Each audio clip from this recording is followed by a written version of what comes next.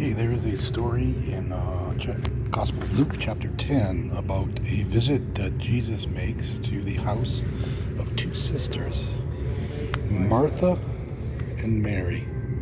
Okay, so in the story, they invite Jesus to the house, and Martha is very busy making preparations. She's taking care of all kinds of things. This is interesting because I'm in a library, which is supposed to be a quiet place, but as soon as I started doing this, people start making noise. Anyway, so Martha and Mary, this is their house, okay? And in the story, Martha is very busy making lots of preparations, doing lots of things. And she notices that her sister is lying at the Lord's feet, Mary. And she says to Jesus, "Jesus, can you ask her to help me?" And Jesus says, "Martha, you are concerned with many things, but you only need be concerned with one. Mary has chosen what is better, and it will not be taken away from her." I'm going to just slightly modify that to say, Mary has chosen what is better for her, and it will not be taken away from her. Okay, so in this parable, Martha is the brain and Mary is the heart. If you look at the cross of Jesus, Mary was at the foot of the cross, okay? And there's one nail there. Martha is concerned about many things. She is represented by the crown of thorns. There are many thorns, many little wounds in Jesus' head. Only one wound in the bottom part. So now if you look at the cross, it's a slightly different picture. You have the left and right hemisphere of the brain, and south of that, downward in the body, is the heart, towards the feet, although not at the feet. And here are all of the concerns that Martha has. The mind, the left and the right. It has a lot of bodily functions to keep operating, the sensory system. Many. I'm not a doctor. I'm not going to go into it, but you can imagine. And then all the thoughts that it has: imagination, anxiety, fear, worry, plans, emotions. All these things going through someone's mind. That's the crown of thorns. Each one just a little tiny one. But then the heart is only concerned with one thing. And so the signals travel from the mind, which is bicameral, has two sides, from the brain to the heart to keep beating, keep beating, keep beating, keep beating.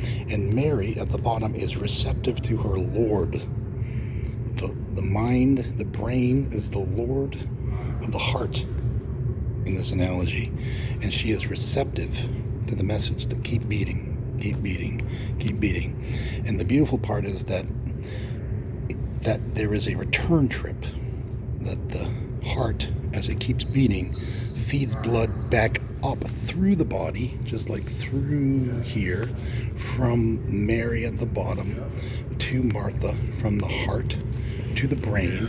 And so then the brain stays oxygenated and keeps functioning and can keep track of all these many things that it has to worry about. So you have this symbiotic relationship. And what Jesus is saying when he says, Martha, Mary has chosen what is better, he's saying what is better for Mary. Martha, as the brain, don't ask Mary to be a brain, she's a heart.